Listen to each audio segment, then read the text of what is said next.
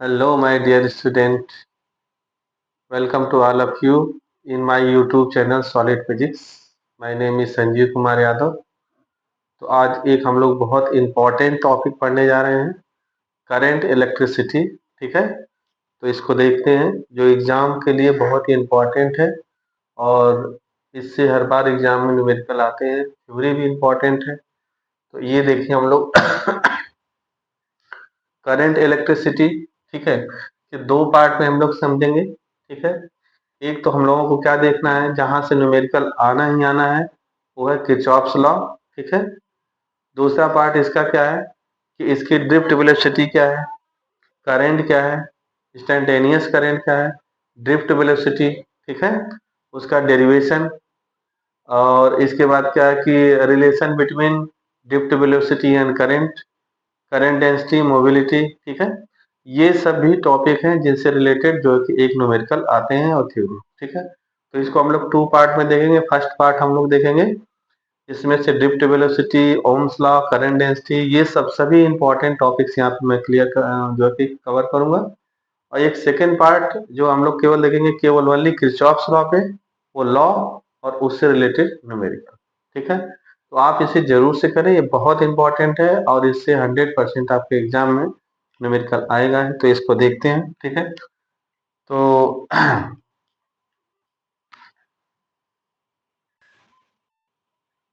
तो यहाँ से देखते हैं करंट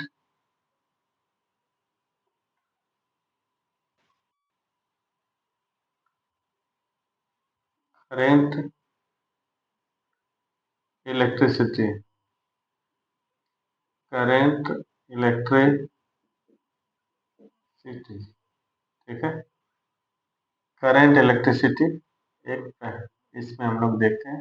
ठीक, करंट इलेक्ट्रिसिटी में सबसे पहले हम लोग क्या देखते हैं इसके अंदर। ठीक है,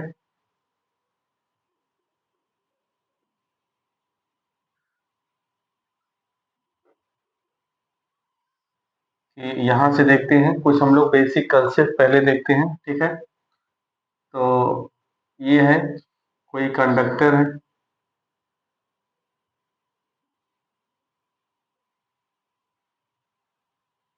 ठीक, और इस कंडक्टर में फ्री इलेक्ट्रॉन्स, इसके अंदर क्या है, फ्री इलेक्ट्रॉन्स। और ये फ्री इलेक्ट्रॉन्स रैंडमली सभी डायरेक्शन में क्या होते हैं, मूव होते रहते हैं।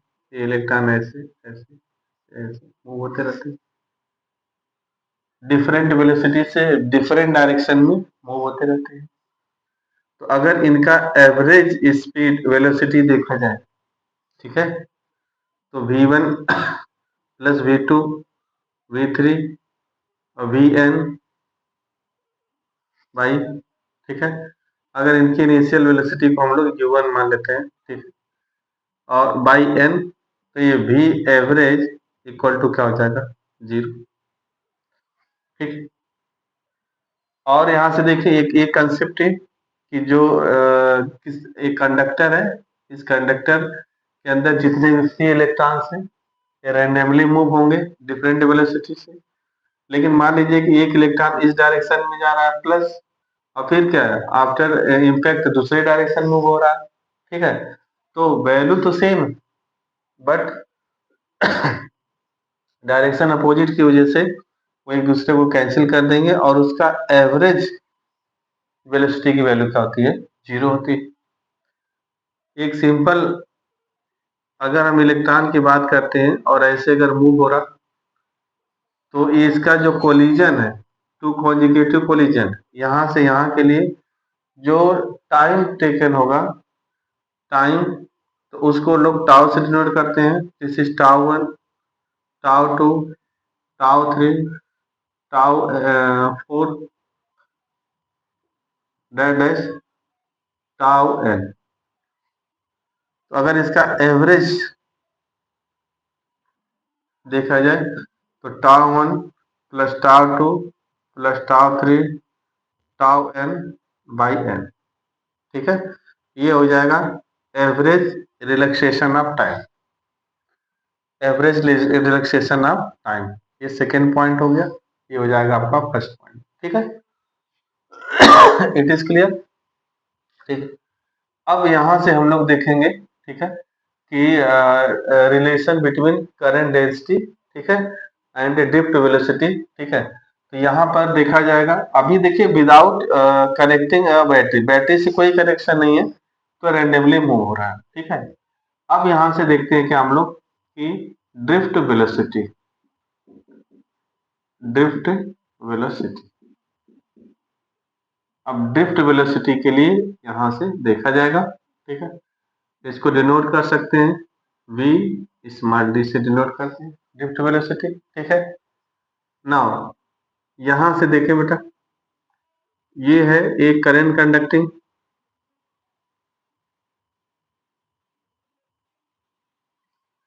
Current conducting wire having n free electrons, इसके अंदर कितने हैं, n free electrons.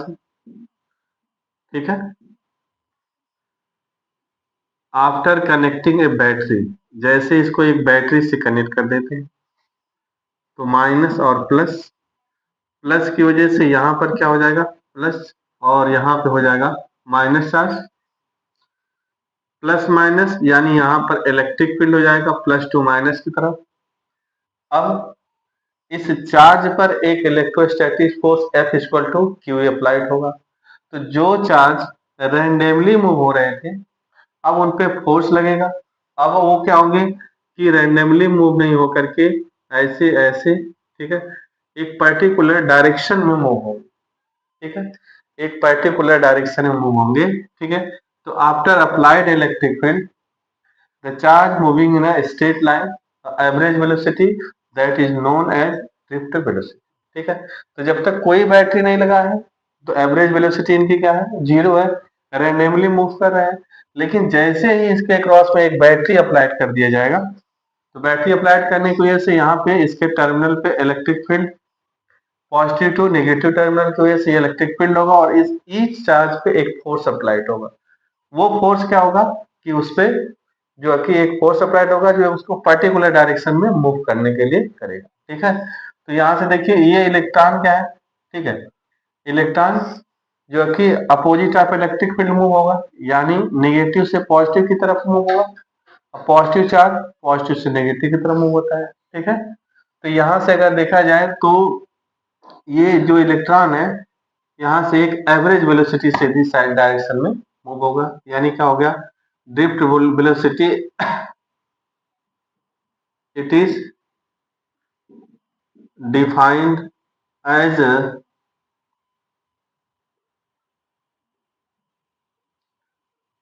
Average velocity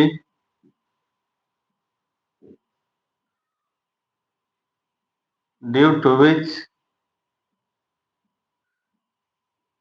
electron moving in a conductor after applied electric field E. It is clear? It is denoted by VD, और इसके लिए फार्मूला होता है VD equal to minus E by A tau by M.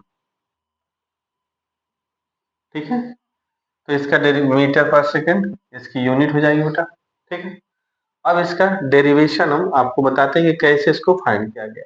ठीक है, तो इसको देखते हैं इसका डेरिवेशन। ठीक है, डेरिवेशन देखते हैं।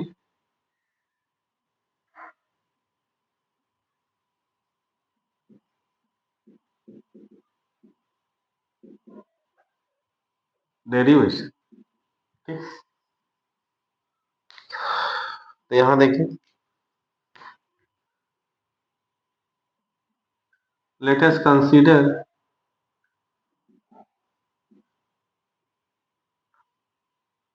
n charge, n electrons n electrons having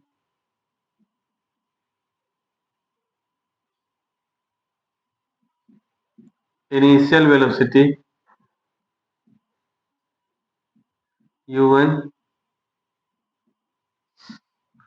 u2, u3 dash dash un, ठीक, and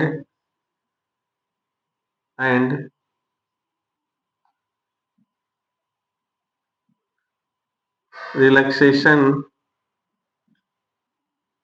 time are tau 1, tau 2, tau 3 dash dash tau 1, ठीक है। तो according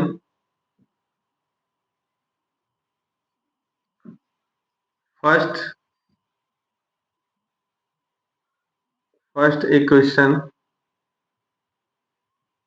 of according first equation क्या है बेटा, of motion v equal to U plus A T.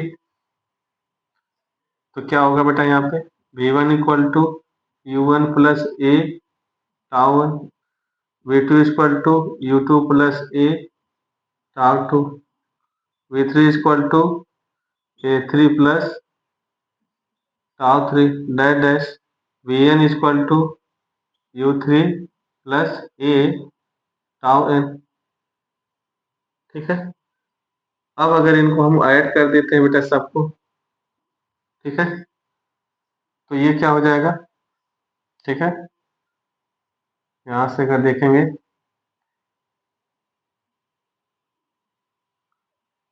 तो ये हो जाएगा आपका V one plus V two plus V three dash dash V N equal to U one plus U two plus U three dash dash U one plus A common, और ये हो जाएगा आपका tau one tau two tau three dot dash tau N.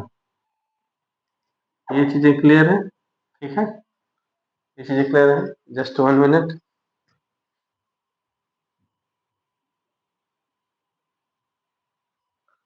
ठीक है बेटा, ये अब बोथ साइड में n से डिवाइड कर दीजिए आप, ठीक है, तो हो जाएगा आपका V one V two V three V N by N equal to U one U two U three dash dash U N by N plus A common ले लीजिए आप, tau one tau two tau three tau N by N, ठीक है।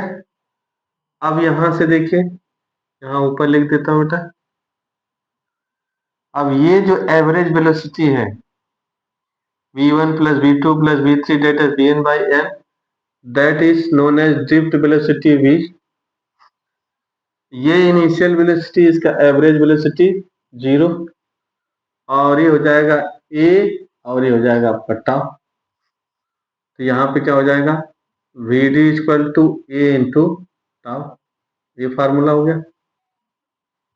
अब देखिए यहाँ से, ठीक है, यहाँ से देखें आप, ठीक है, V D equal to A into tau, F equal to Q E, अब Q इक्वल टू अगर E है तो F equal to minus Q E, F equal to M A, ठीक है।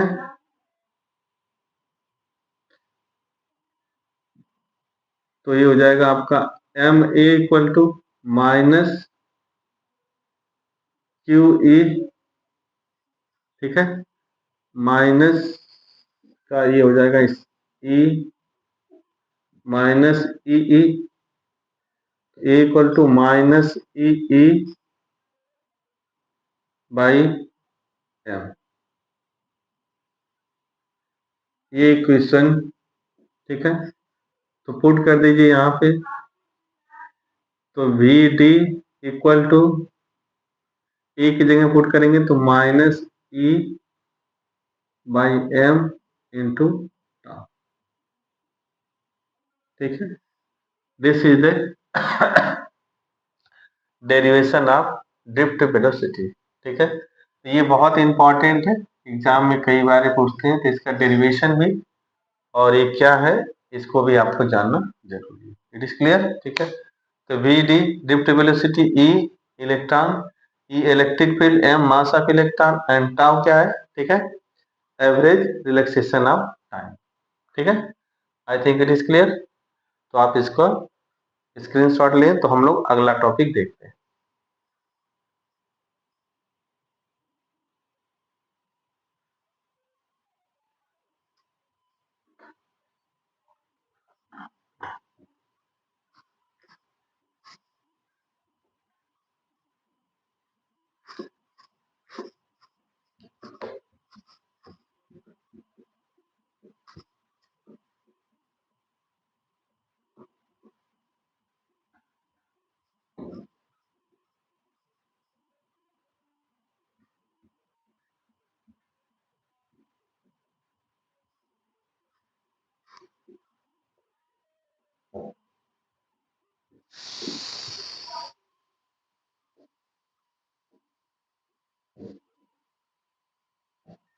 नाउ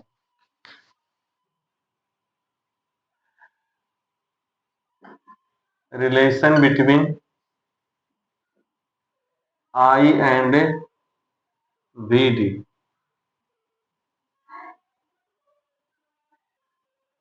ये ये भी एग्जाम के इम्पोर्टेंट से बहुत इंपॉर्टेंट है, ठीक है। करंट और ड्रिफ्ट वेलोसिटी में क्या रिलेशन है, ठीक है। तो इसको देखा जाएगा बेटा, इसको कैसे फाइंड किया जाएगा, ठीक है। तो now let us consider a conductor,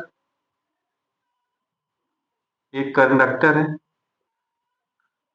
having length L, L length है, और cross section area A, length क्या है एल, और इसके अंदर ये है इलेक्ट्रॉन। इट इज क्लियर, ठीक। अगर इसको हम लोग एक बैटरी से कनेक्ट कर देते हैं, तो ये ड्रिफ्ट वेलोसिटी से एक पर्टिकुलर डायरेक्शन में, अगर हम एक इलेक्ट्रॉन की बात करें तो ये हो जाएगा प्लस, और ये हो जाएगा आपका क्या है minus.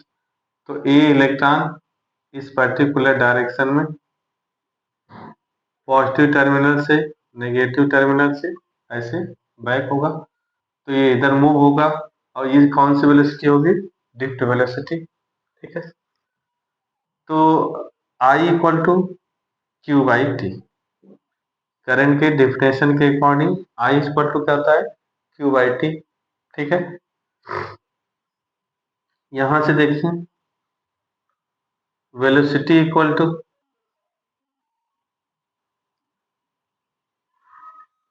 Displacement upon time,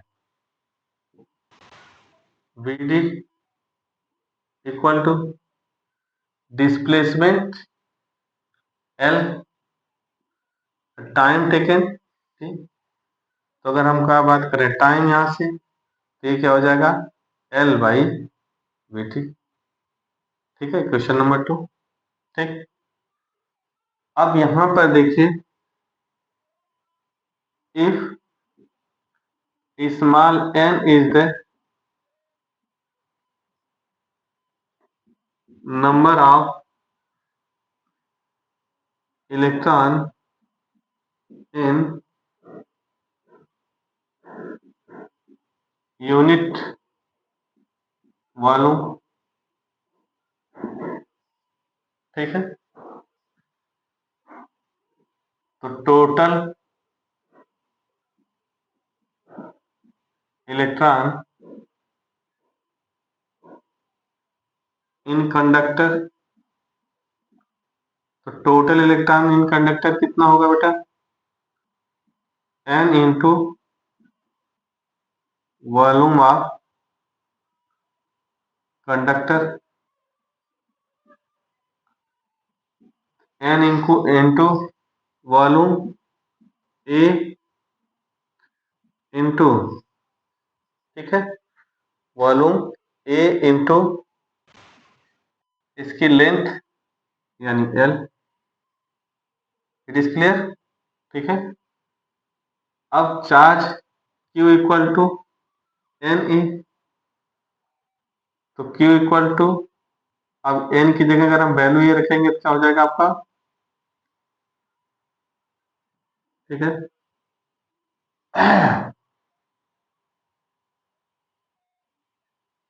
N E ए, और ये हो जाएगा आपका एल, ठीक है। ये हो जाएगा टोटल चार्ज, ये एरिया वॉल्यूम हो जाएगा बेटा, ये हो गया टोटल चार्ज। अब क्या होता है, I equal to Q by T, तो यहाँ वैल्यू रखेंगे N E A L by, और टी की value L by V D, तो यहाँ से I equal to L L से cancel, N E A V D, ठीक है। तो यहाँ क्या होगा, आई करंट, ये क्या हो जाएगा यहाँ पर बेटा, area, A electron,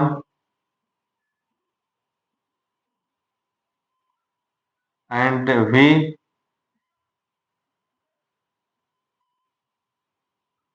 drift velocity, ठीक है। तो ये है relation, this is the relation between current and drift velocity, ठीक है। तो इससे कोई ना कोई, जिससे न्यूमेरिकल 2 मार्क्स 3 मार्क्स, ठीक है, या 1 मार्क्स, या ऑब्जेक्टिव में डायरेक्ट इससे पूछता है बार बार, तो आप इसे जरूर से प्रिपेयर करें। इट इज क्लियर, ठीक है। तो एक फार्मूला हम लोगों ने क्या देख लिया कि drift velocity and derivation of drift velocity, फिर हम लोगों ने देखा relation between current and drift velocity, ठीक है। और एक बहुत इंपॉर्टेंट पॉइंट और हम लोग देखते हैं बेटा, ठीक है, current density, current density, current density, ठीक है। It is defined as the rate of flow of, ठीक है, चार्ज पर यूनिट एरिया, ठीक है, यानी पर यूनिट एरिया से it is defined as, it is defined as flow of current per unit area, यानी यूनिट एरिया से कितना करंट फ्लो होगा, ठीक है। It is denoted by J, तो J equal to I by,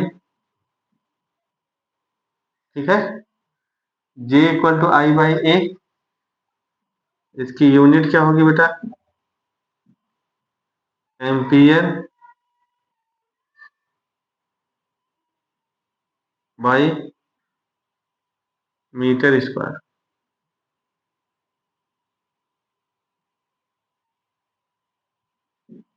ठीक है, ampere by metre square area. अब यहां से क्या है, relation between J and V D, इसमें क्या रिलेशन है, ड्रिफ्ट वेलोसिटी और करंट डेंसिटी में। तो J equal to I by A, J equal to N E A V D by A से कैंसिल, तो J equal to N E V D, ठीक है। This is the relation between current density and drift velocity. बात समझ आ गया, ठीक है। तो सिंपली क्या है, कोई भी कंडक्टर है उसके अंदर जो इलेक्ट्रॉन फ्लो होता है किस वेलोसिटी से होगा, ड्रिफ्ट वेलोसिटी से, ठीक है। और करंट और ड्रिफ्ट वेलोसिटी के लिए formula I equal to N E A V T, ठीक है। करंट डेंसिटी के फॉर्म में हो जाएगा तो ए से कैंसिल हो जाएगा, तो जे इक्वल टू क्या हो जाएगा एन ई वी टी, ठीक है। और एक हम लोगों ने क्या देखा फार्मूला, ठीक है, drift velocity V D equal to V small D equal to minus E capital E by M into tau. It is clear. तो ये तीनों फार्मूले बहुत ही इंपॉर्टेंट हैं, ठीक है, और ये आप इसको अच्छे से प्रिपेयर कर लें, ठीक है। इट इज क्लियर, ठीक है। अब हम लोग देखते हैं मोबिलिटी, ठीक है, तो आप इसको नोट करें तो फिर हम लोग देखते हैं नेक्स्ट टॉपिक।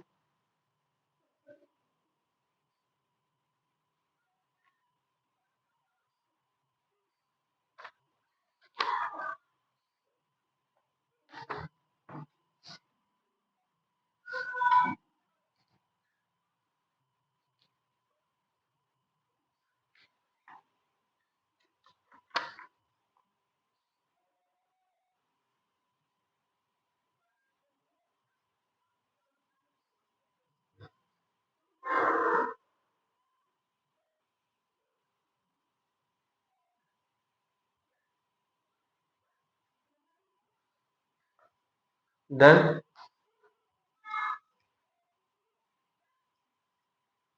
अच्छा, मोबिलिटी के लिए भी यहीं से देख लीजिए एक छोटा सा formula,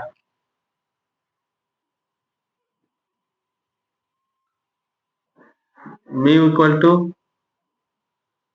V D by mobility of electrons, ठीक है, mu equal to V D by E, ठीक है।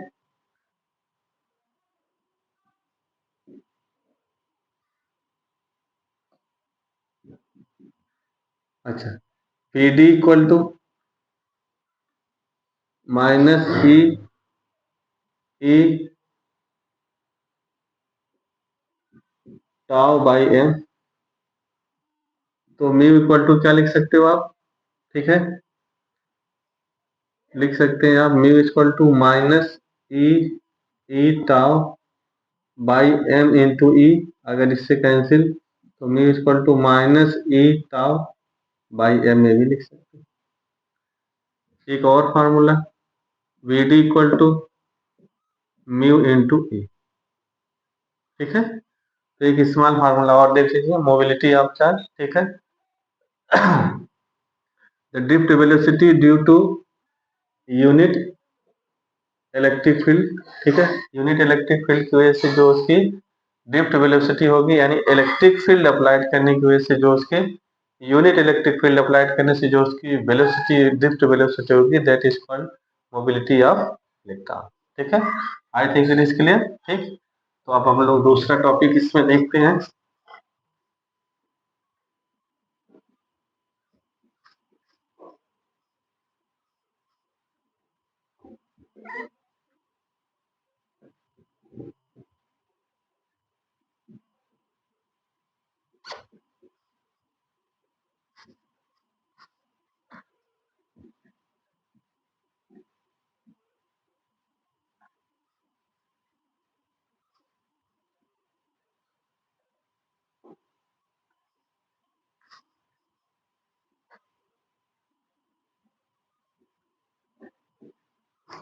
ओके,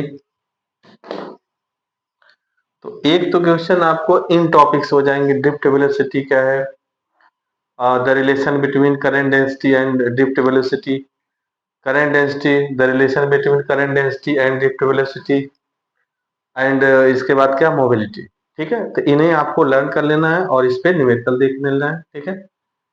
सेकेंड थिंग से क्या ऐसे में है, इसी का पार्ट है देखा जाए तो Ohm's law, very important, Ohm's law. According Ohm's law, अगर यहां से कोई एक करंट कंडक्टिंग वायर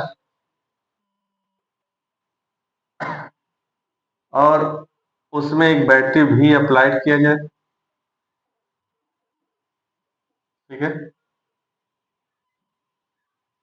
तो जो उसमें करंट है, जो इसके अंदर करंट फ्लो होगा, V is directly proportional I, मतलब जितना वोल्टेज की वैल्यू आप इंक्रीज करेंगे उतना ही ज्यादा उसके अंदर करंट फ्लो होगा, V is directly proportional I. तो V equal to I R, V equal to क्या हो गया आई आर।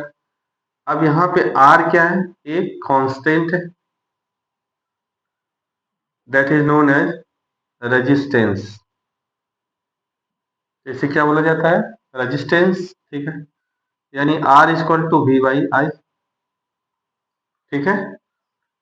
इसकी यूनिट अगर हम बात करते हैं,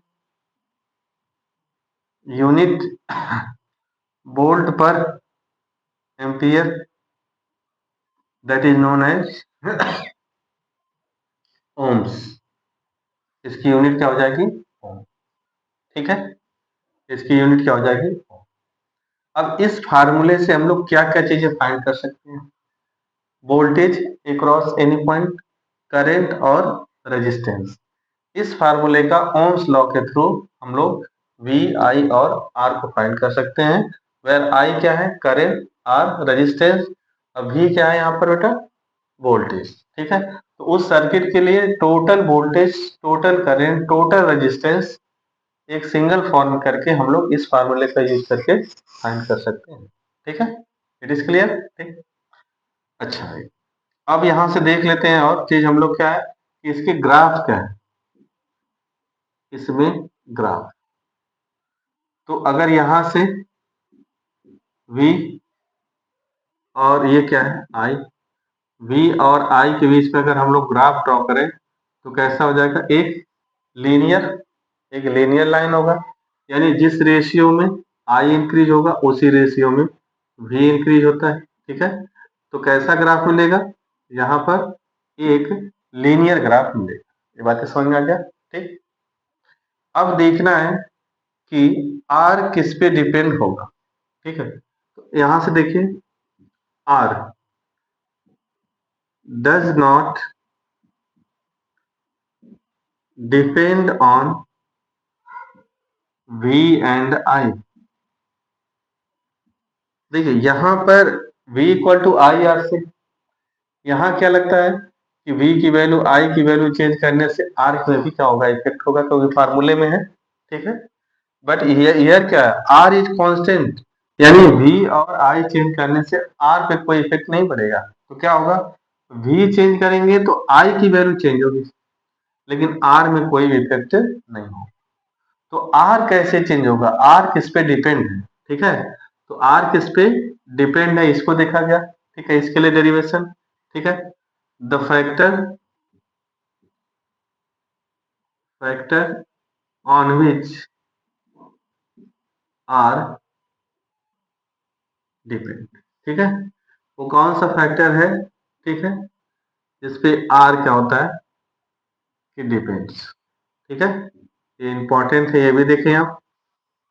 तो एक्सपेरिमेंटली इज फाउंड दस कि R is directly proportional L, यानी कोई भी कंडक्टर है और जो उसकी लेंथ है उसके लेंथ के directly proportional resistance, R is inversely proportional cross section area. ये जो एरिया है, ये जो कंडक्टर है यहाँ पर, ये कंडक्टर हम लोग कंसीडर करते हैं बेटा यहाँ, ये। तो इस कंडक्टर के क्रॉस सेक्शन एरिया के इनवर्सली प्रोपोर्शनल, और अगर इसको ऐड कर दिया जाए तो ये हो जाएगा एल बाई ए, ठीक है। और यहां से देखें तो R equal to rho L by A, ठीक है, ठीक। तो यहां से अगर देखा जाए तो ये R equal to rho L by A, तो R equal to rho L by A. तो ये रो क्या है, एक कांस्टेंट, और इसे क्या बोलते हैं, specific resistance,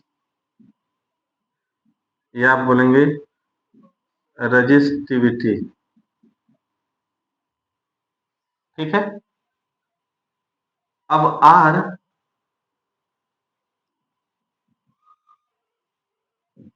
row does not depend on L A V, ठीक है, ये इन पर डिपेंड नहीं करेगा, ठीक है, आई, ये इन पर डिपेंड नहीं करेगा, ठीक है, तो ये किस पे डिपेंड होगा? Rho is rho depend on material,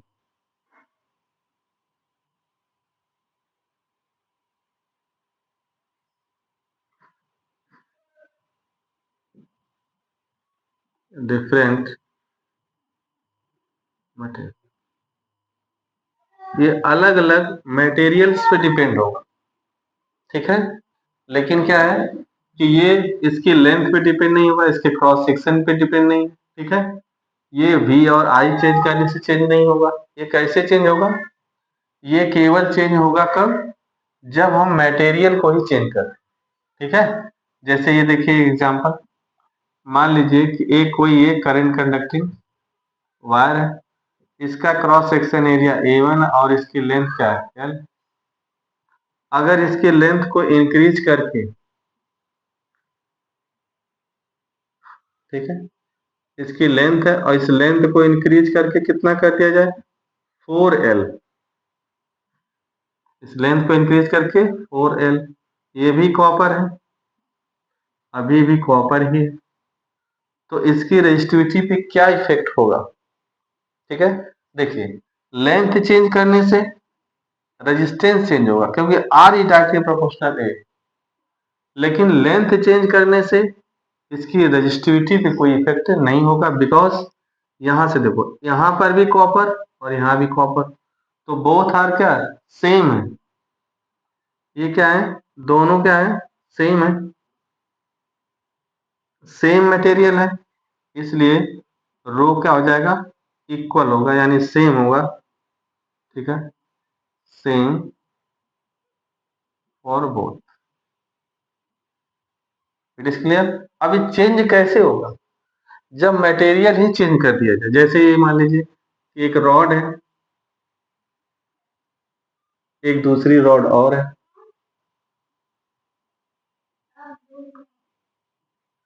ये है एल्यूमिनियम, ये है copper, cross section area A, length L, इसका भी क्रॉस सेक्शन एरिया ए और लेंथ एल, ठीक है, same cross section area, same length, बिल्कुल एक जैसे सिमिलर दिखने वाले, लेकिन मटेरियल क्या है, यहाँ एल्युमिनियम है, यहाँ पे क्या है, कॉपर है, तो डिफरेंट मटेरियल है, इसलिए इसका डेंसिटी अलग होगा और इसकी डेंसिटी अलग होगा और ये इक्वल, ये बातें समझ में आ गया, ठीक है, इट इज क्लियर, ठीक, तो ये कहीं ना कहीं इस घुमा करके चीजें आपको पूछता रहता है कि कौन सा फैक्टर है, कोई अगर वायर है उसके अक्रॉस में एक बैटरी कनेक्टेड है, अगर उसके वोल्टेज को 4 टाइम्स से इंक्रीज कर दिया जाए तो उसका रेजिस्टेंस कितना इंक्रीज हो जाएगा, लेकिन हम लोगों को क्या याद रखना है कि जो रेजिस्टेंस ऑफ द वायर है, ठीक है, लेंथ इंक्रीज करने से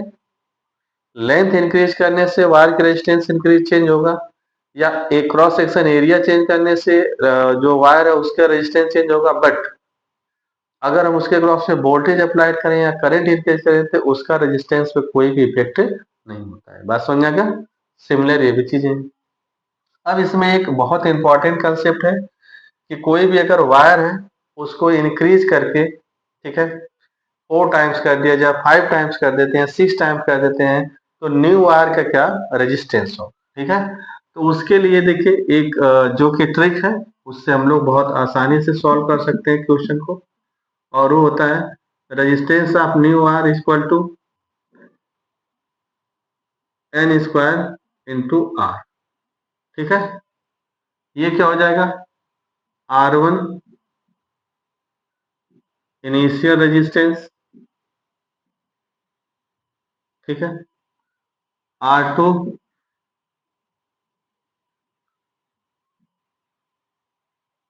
आफ्टर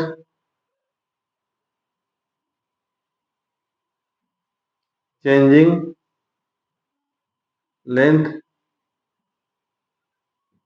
न्यू रेजिस्टेंस, ठीक, एंड कितने टाइम्स हम लोग उसको इंक्रीज कर रहे हैं वो, ठीक है। तो इस ट्रिक का यूज करके बहुत आसानी से न्यूमेरिकल सॉल्व करते हैं, ठीक है। और इसके जो है कि न्यूमेरिकल से हम लोग देखेंगे कैसे सॉल्व करते हैं। तो ये बहुत ही इम्पोर्टेंट जो कि फार्मूला है, ऑब्जेक्टिव में अगर आता है तो आप बिल्कुल इसको यूज करके आंसर उसको फाइंड कर सकते हैं, नहीं तो उसको सॉल्व करने का तरीका हम आपको बताते हैं कैसे सॉल्व किया जाता है, ठीक है। It is clear. Ohm's law, इसका ग्राफ, रेजिस्टेंस किस फैक्टर पे डिपेंड है, किस पे डिपेंड नहीं है, रजिस्टिविटी, ठीक है, ये क्या है, R equal to rho L by A. It is clear, ठीक है। तो आप इसको नोट करें, फिर आगे देखते हैं।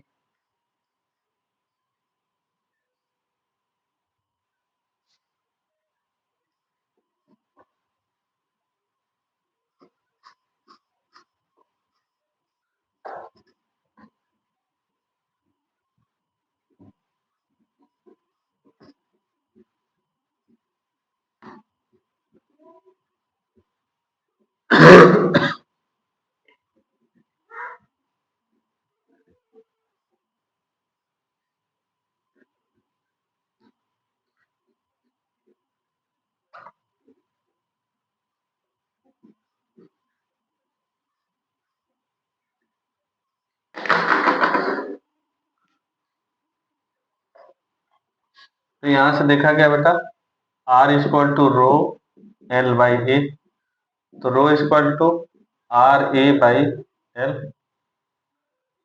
ठीक है। यूनिट क्या होगा बेटा इसका, unit ohm into metre square by M, M M से कैंसिल, तो क्या हो जाएगा, यूनिट ओम इंटू मीटर, ठीक है। तो रेजिस्टिविटी की यूनिट क्या हो जाएगी, ओम इंटू मीटर, ठीक है। अब if L equal to 1 metre, A equal to 1 metre square, then rho equal to R, ठीक है। यानी resistivity equal to resistance of a wire, यानी क्या हो गया, resistivity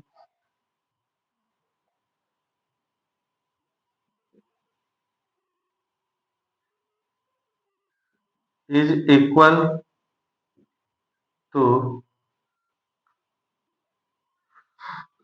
resistance of wire of unit length and unit cross section area, ठीक है। ये इसकी डेफिनेशन हो जाएगा बेटा, ठीक है। यानी unit length, unit cross section area की वजह से जो उसका रेजिस्टेंस होगा उसको हम क्या बोलते हैं, रेजिस्टिविटी। इट मीन्स क्लियर, एक ऐसा वायर जिसका लेंथ 1 मीटर और उसका क्रॉस सेक्शन एरिया भी क्या है, 1 मीटर स्क्वायर है, देन उसका जो रेजिस्टेंस होगा that is called specific resistivity, ठीक है। तो एक न्यूमेरिकल देखते हैं यहाँ पर, ठीक है। ये देखिए क्या है कि एक वायर है,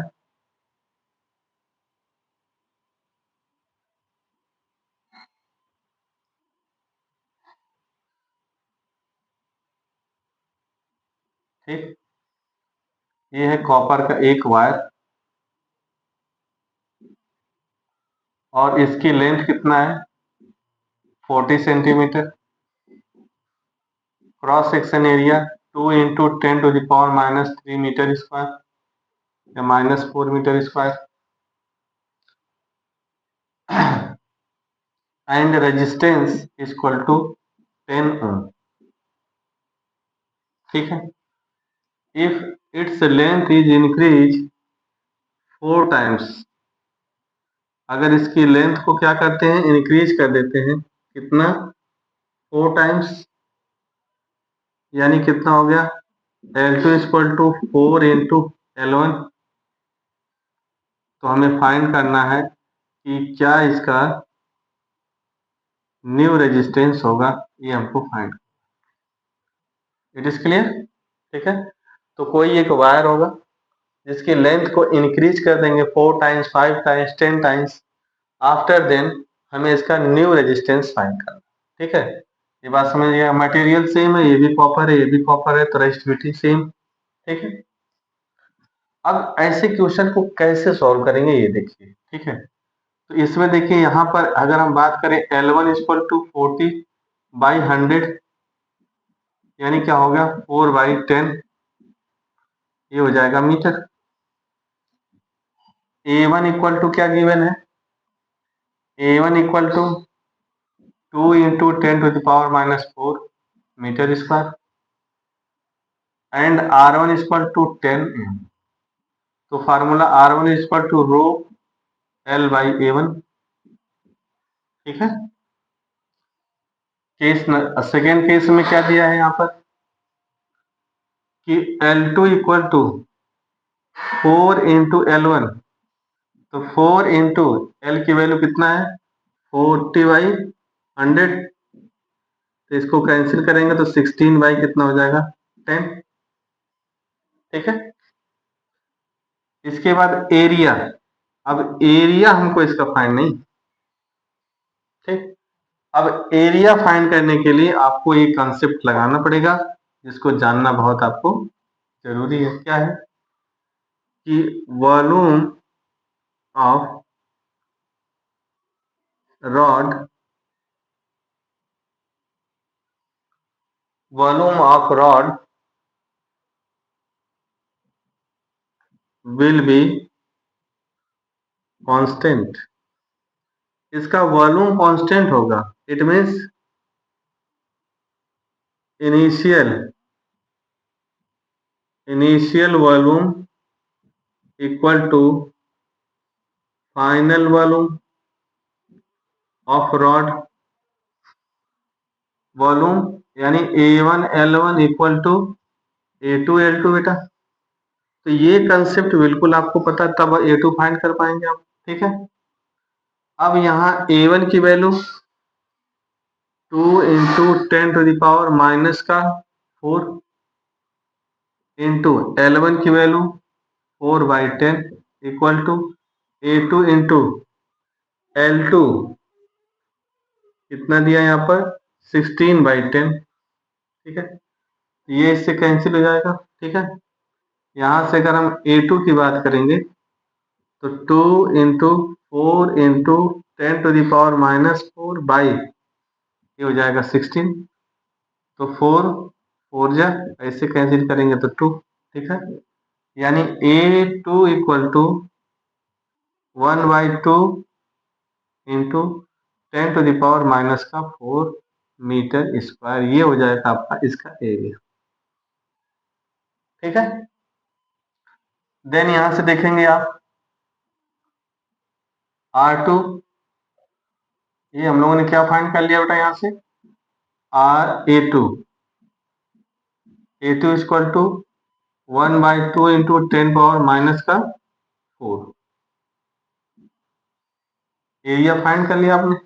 ठीक है, अब हमको क्या है R2 equal to R2 find करना है, तो rho into L2/A2, rho into, ठीक है, L2/,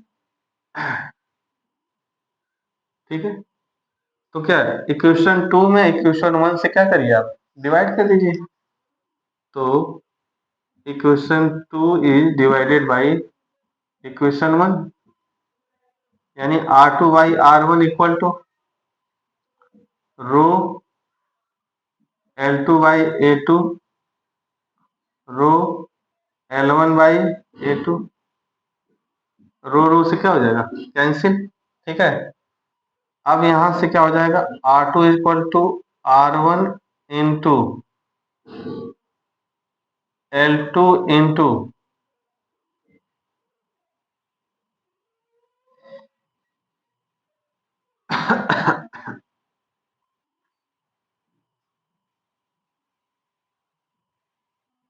A1/L1 इंटू A2, यहाँ पे वैल्यू पुट कर देता हूँ। ठीक है, ये तो ये क्या होगा, यहाँ देखिए R2 इक्वल टू R1 की वैल्यू कितना है यहाँ पर बेटा 10 इंटू L2 की वैल्यू, L2 की वैल्यू है यहाँ पर 16/10 इंटू A1 की value 2 into 10 to the power minus का 4 बाई L1 की वैल्यू, L2 की वैल्यू लिख दिया गया यहाँ पर। ठीक है, जस्ट 1 मिनट।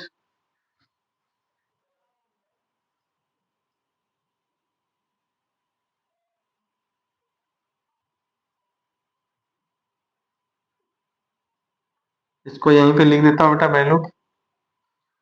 R1 की वैल्यू हो जाएगा आपका 10 इंटू L2 की वैल्यू, L2 का हो जाएगा आपका 16/10 इंटू A1 की value 2 into 10 to the power minus का 4 बाई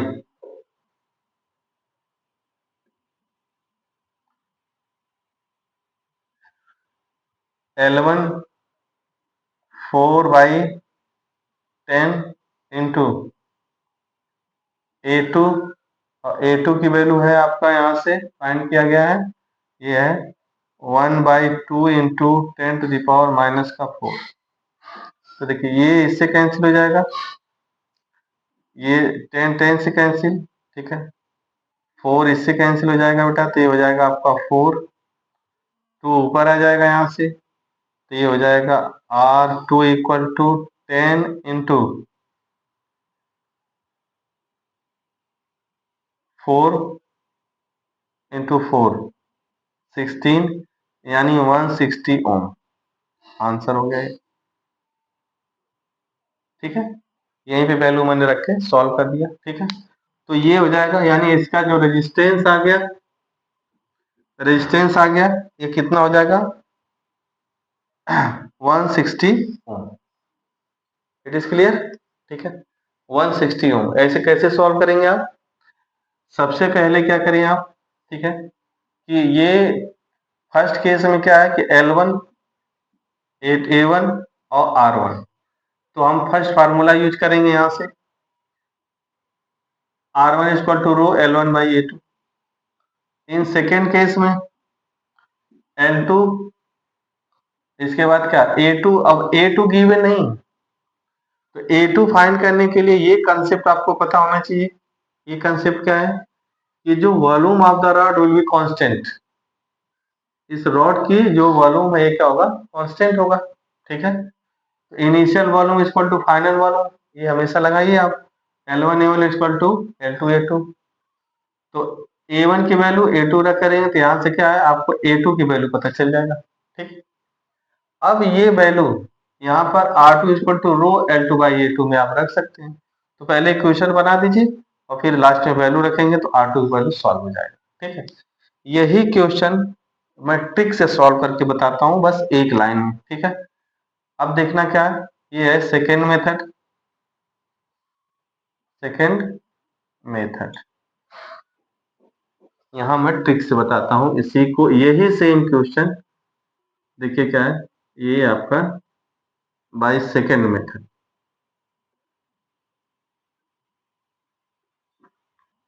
ये है सेकेंड मेथड। ठीक है, और एक है बाय ट्रिक।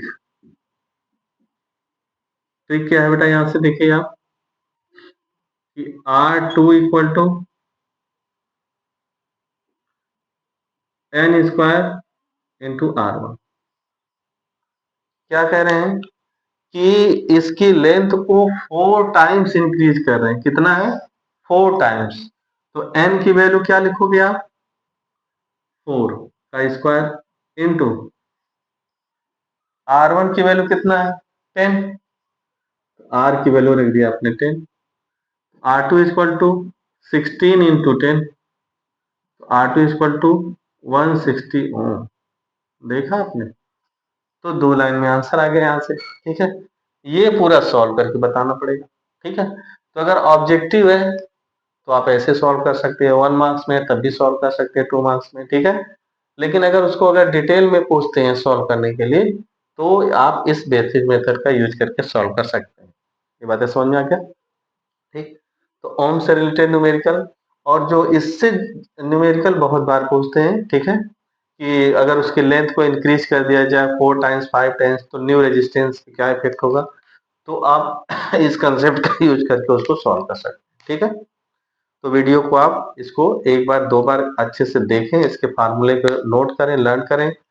आपके एग्जाम में यहाँ से हर बार क्वेश्चन आते हैं और इस बार भी क्वेश्चन आना ही आना है, ठीक है। तो इससे आप अच्छे से प्रिपेयर करें, they are very important topic, ठीक है, फॉर दिस चैप्टर। तो आप इससे अच्छे से प्रिपेयर रखें, ठीक है। और अगर वीडियो पसंद आया तो इसे लाइक करें, सब्सक्राइब करें, लोगों में शेयर करें। Thank you for watching my video.